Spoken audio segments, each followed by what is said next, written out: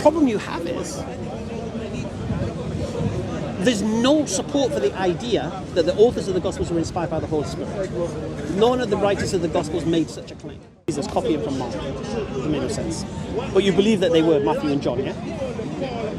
That they have an open mind. Yes. And see, because when you believe in Islam, one thing for sure will happen to you. You will get contentment and tranquility in the hearts. Because the Quran says so.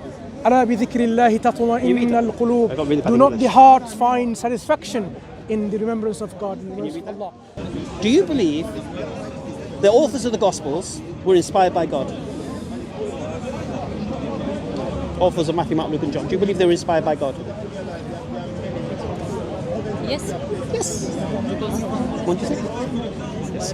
Do you believe the authors of the Gospels, Matthew, Mark, Luke and John, was written by disciples of Jesus? Not all of them. Which ones weren't? Do you agree? I don't answer this question. Sorry? I don't answer this question. Why not? That's okay. Okay. Which ones are not? I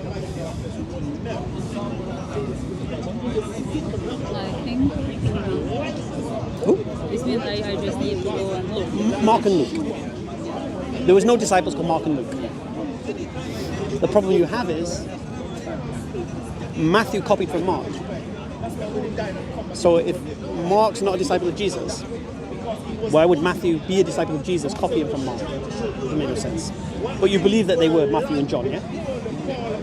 That they were disciples of Jesus. And do you believe that the authors of these Gospels were eyewitnesses to what they wrote? I believe. Of course you do. So you pretty much answered yes, yes, yes, like I believed you would.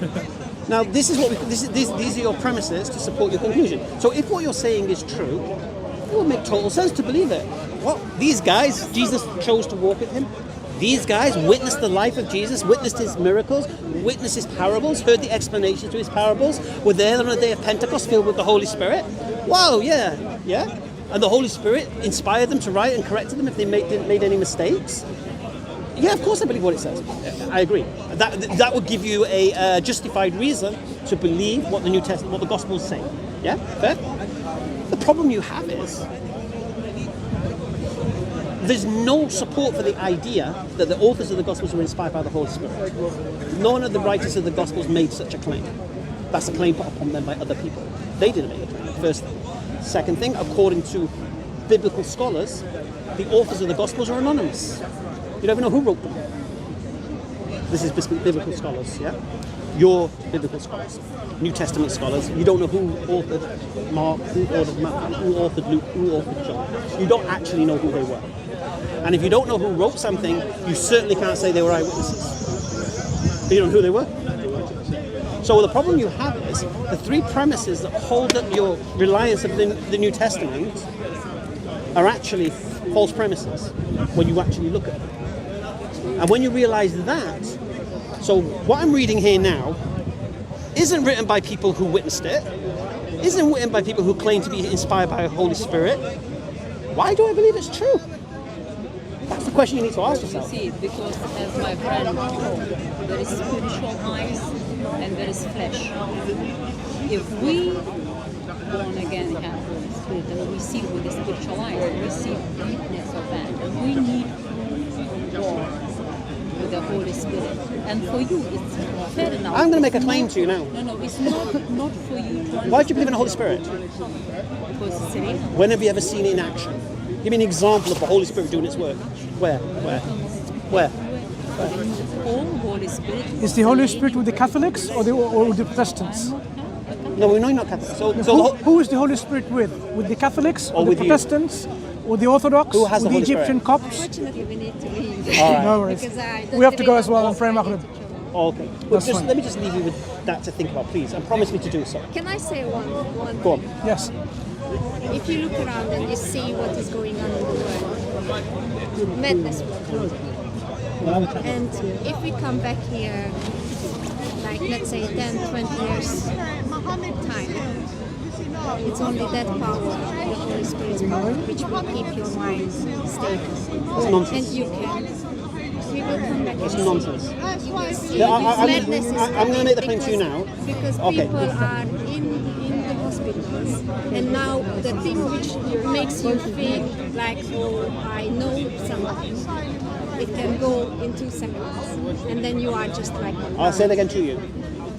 The evidence on the New Testament, the evidence from Christianity, there is no Holy Spirit. It doesn't do what it says on the tin. The Holy Spirit is supposed to lead you into all truth, and the Holy Spirit is supposed to guide you and correct you. The Holy Spirit doesn't correct the gospel writers. The Holy Spirit doesn't correct Paul and the disciples who's right and who's wrong. The denomination of Christianity, like my brother said to you, Catholics, have they got the Holy Spirit? Protestants, have they got it? Jehovah's Witnesses, have they got it? Who's got it? You can't all have it because you believe different things. So who has the Holy Spirit? And the problem you have is you have different Bibles. Which one had the Holy Spirit? The church fathers, did they have the Holy Spirit? Because the problem is this: the Holy Spirit is supposed to do a job. Yeah, correct, harmonize, lead you into truth. And all you see in Christianity is division and confusion. Nobody knows what's true and what's not. Unitarian Christians challenge Trinitarian Christians on verses of the Bible. They don't even agree on that. Where's the Holy Spirit in all this? Why is he not doing his job? Why, when there's historical errors made in the New Testament, in the Gospels, why is the Holy Spirit not correcting the author? Why is he allowing the mistakes to continue? Why is he allowing the fabrications to occur? The Holy Spirit is doing nothing. So either the Holy Spirit is redundant, That's quite dark. or it doesn't exist. Now, I'm saying to you, I'm not saying absence of evidence and evidence of absence, but if the Holy Spirit existed, we should see it in action. Now, here's the thing I do see. I see Christians here writing, drinking, singing, dancing. It's manic. And they claim that's the Holy Spirit. Nothing holy. When I see these churches and they're all this, that doesn't look very holy to me. Right. But but people claim this is the Holy Spirit. The Holy Spirit come down in, right? And so this is the thing. You're trying to live reality based on things you've been taught, but don't support it. And you have what's called the placebo effect, where because you think something's true, you see something and it could be that. Yeah.